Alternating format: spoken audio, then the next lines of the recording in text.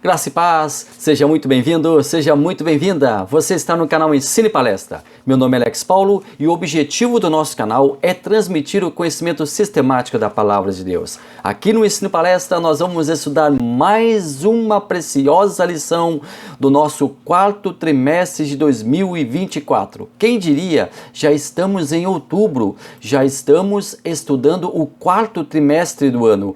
E neste quarto trimestre o assunto é imperioso.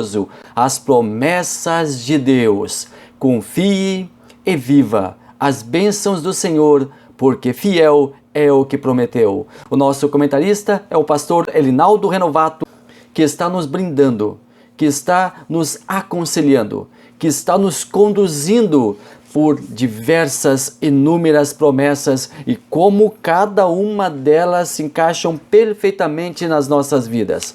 Vamos juntos? Vamos então para mais uma lição aqui no canal Ensine Palestra.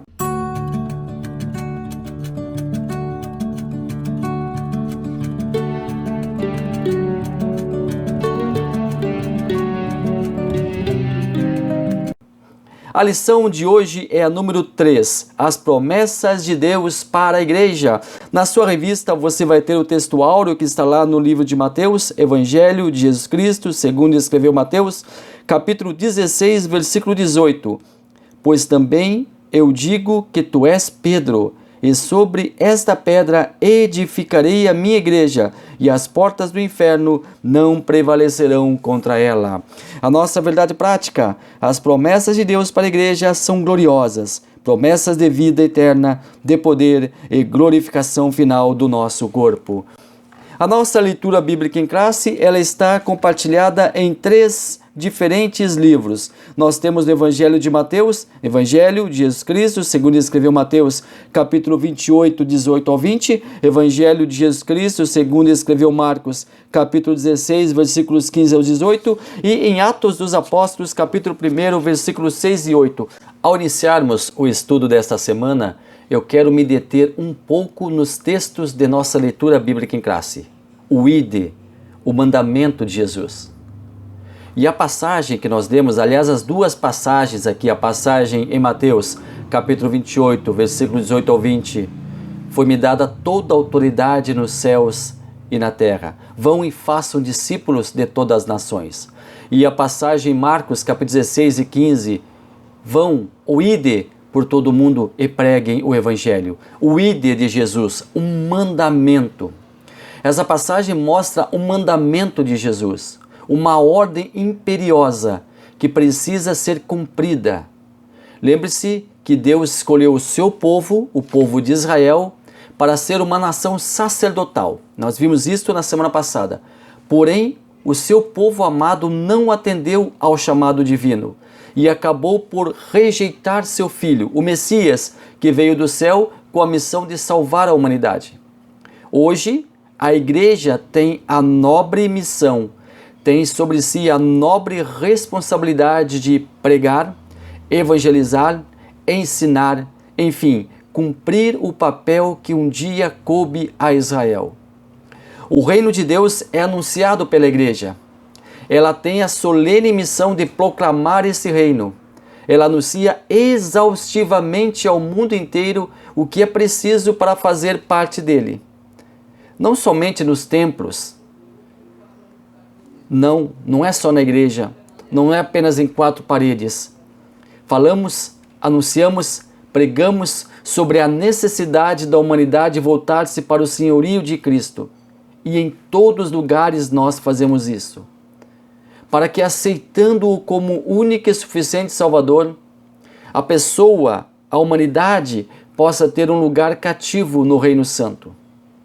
Nós mostramos através da nossa pregação e também através da nossa fé, da nossa convicção, da nossa certeza que temos que o nosso Deus, o anúncio que estamos fazendo desse Deus, o anúncio que estamos fazendo desse reino, guarda em si a verdade do Evangelho que regenera, salva, vivifica, transforma e dá uma nova perspectiva de vida para quem escutar esse Evangelho e para quem atentar para essas boas novas.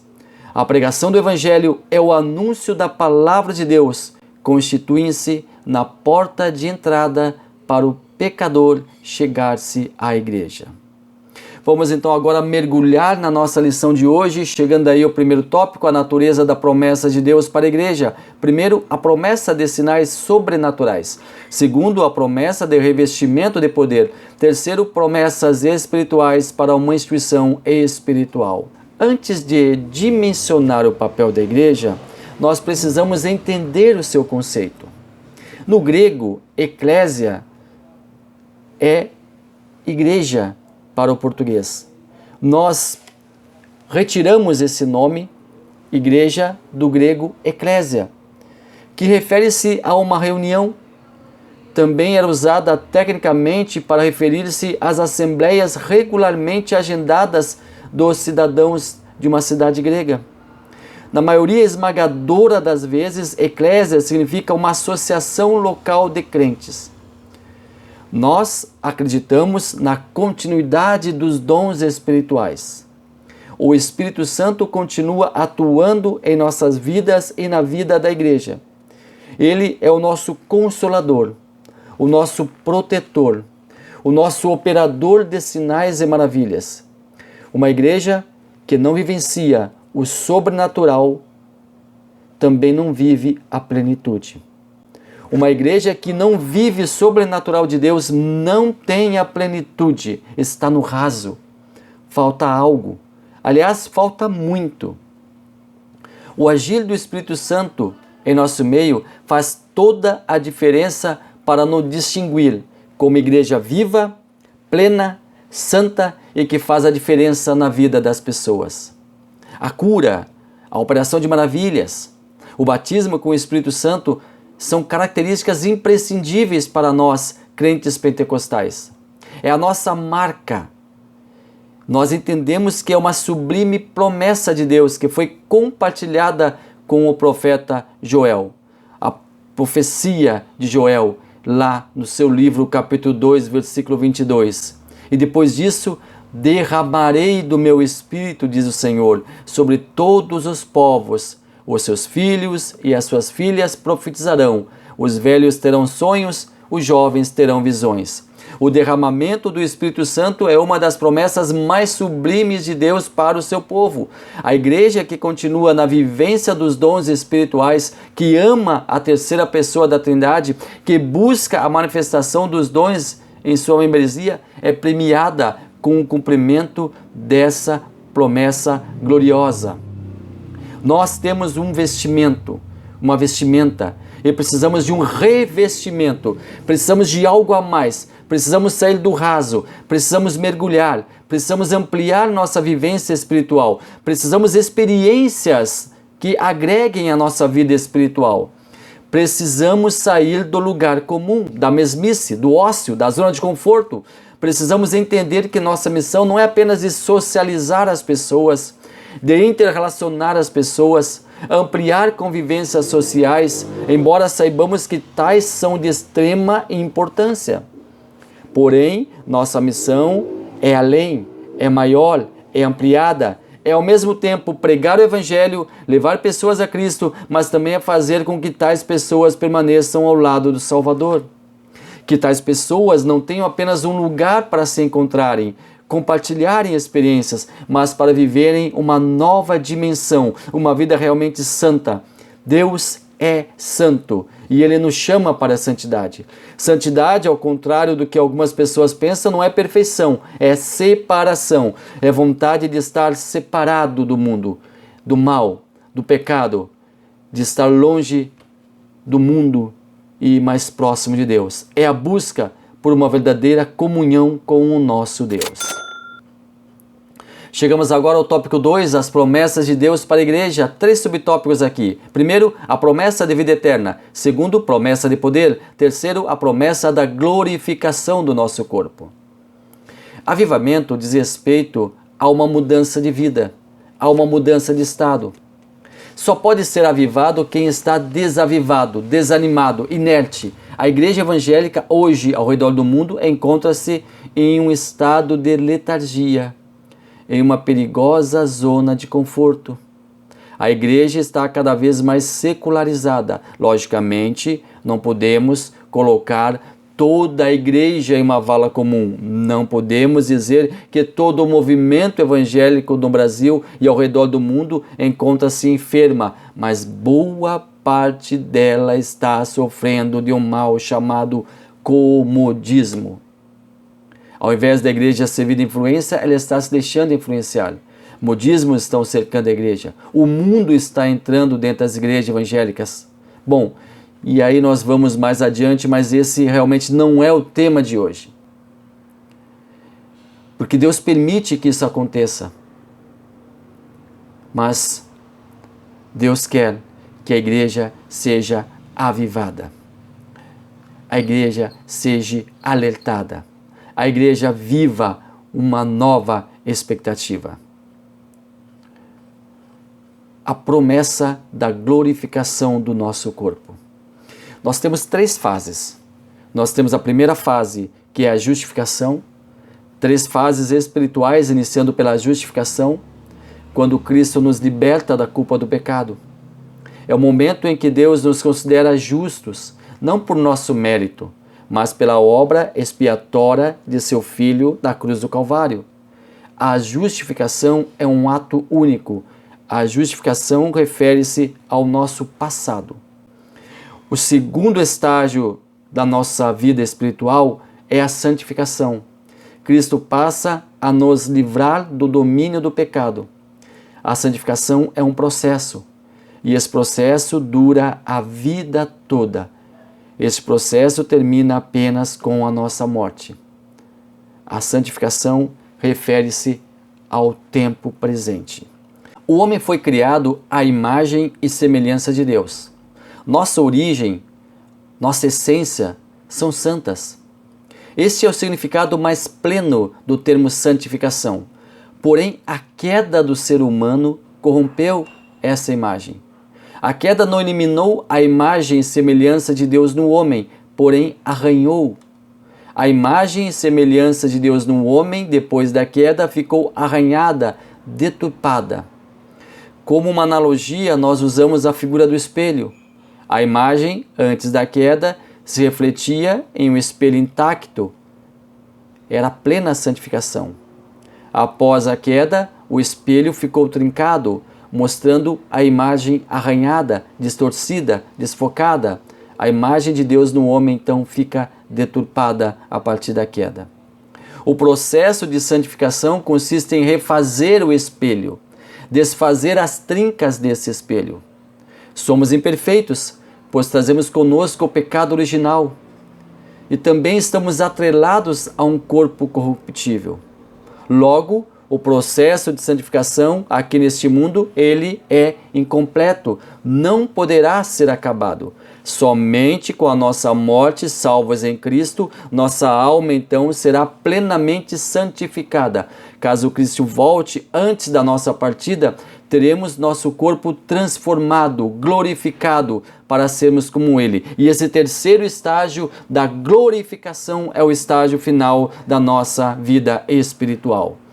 Quando acontecerá? Quando Jesus voltar, os mortos, eles ouvirão um clarim e ressuscitarão. Mas eles não poderão, em um corpo corruptível, irem ao encontro de Cristo.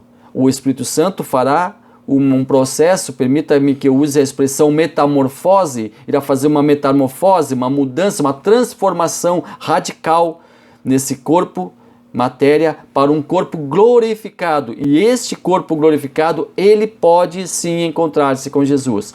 Nós, se estivermos vivos, nós também salvos por Cristo, nós também receberemos este mesmo processo, essa mesma etapa, essa mesma, digamos, metamorfose, e o nosso corpo também será glorificado para encontrar-se com o Senhor. Então a glorificação é um processo futuro, é um processo por vir, é um processo que acontecerá a partir da volta de Cristo.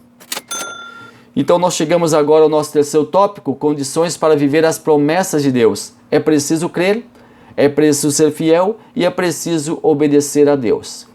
Vamos aqui analisar, vamos aqui verificar o que o nosso autor, o que o pastor Elinaldo Renovato fala desses 3 processos: o crer, a fidelidade e a obediência. A crença, a fé, a fidelidade e a obediência. Vamos ver o que o pastor fala a respeito disso aqui. É preciso crer. As Escrituras mostram que perseverar na fé em Deus é condição indispensável para viver o tempo do cumprimento de suas promessas. A Bíblia mostra que Abraão recebeu uma promessa de que seria pai de uma grande nação. Ele creu em Deus, perseverou na fé e isso lhe foi imputado como justiça. Fé. É preciso ter fé. O homem deve crer, deve acreditar que Jesus é o Filho de Deus, o único capaz de salvá-lo. É a confiança em Deus. Devemos confiar em Deus, saber que Ele sempre tem o melhor para nós. Como diz o subtítulo da nossa revista, fiel é o que prometeu. Devemos confiar mais em Deus do que em nós mesmos. Nós podemos fazer planos, mas temos que buscar a direção divina para cada um de nossos planos. Cada um dos nossos planos deve ter a bênção de Deus. O crente precisa ser forte, mas essa força não está em si mesmo, ela está em Deus. É preciso ser fiel. O que o pastor Elinaldo fala aqui? Uma vez que cremos no Senhor, devemos nos apresentar a Ele de maneira fiel. Os discípulos de Cristo, conforme nos mostra o livro de Atos, permaneceram fiéis diante do que ouviram diretamente do Senhor. Não importa o tempo que passe, nos apresentaremos a Deus em fidelidade, como fez Jó, que mesmo sem saber que era alvo da malignidade do diabo, que tirou-lhe os bens, os filhos e a saúde, manteve-se fiel. A pessoa, o crente, o obreiro, nós, salvos, devemos ser fiéis, sermos pessoas dignas de confiança. Nós devemos ombrear a causa santa. Devemos permanecer no barco em meio à tempestade. Nós não podemos nos assustar com os ventos barulhentos. Não devemos jamais nos assustar com as ondas. Não devemos jamais desistir da nossa missão. Se quer pensar nessa hipótese, um crente verdadeiro deve estar pronto em todas as horas. Deus é fiel e nós somos fiéis a Ele. Ele depositou em nós a confiança para que nós sejamos aqueles que iremos pregar, iremos proclamar. E essa confiança nós, dia após dia, em nós depositada, nós não trairemos. Nós faremos a vontade de Deus, porque nós somos fiéis. Fiel o que prometeu e sejamos fiéis a quem prometeu. Também é preciso obedecer a Deus. E o pastor Linaldo fala que obedecer é a condição para que Deus cumpra suas promessas na vida de alguém ou de um povo. Ou seja, é a contrapartida. Deus oferece, Deus dá, Deus presenteia. Mas a contrapartida é a nossa confiança. A contrapartida é a nossa obediência. A contrapartida é a nossa integridade. A contrapartida é o nosso comprometimento. Deus requer do homem obediência, mas não obriga ninguém a obedecê-lo. O homem tem o direito de aceitar ou não. Mas uma vez que aceite, uma vez que por livre e espontânea vontade aceite obedecer a Deus, então ele deve ser fiel, ele deve confiar, ele deve ter fé. Deus espera de nós santificação, Deus espera de nós obediência, Deus espera de nós fidelidade, Deus espera de nós fé. Só assim nós iremos cumprir a promessa que Deus fez à humanidade, que ela receberia a sua palavra, a programação da sua palavra e a salvação. E nós somos agentes desta salvação. Nós somos agentes dessa transformação.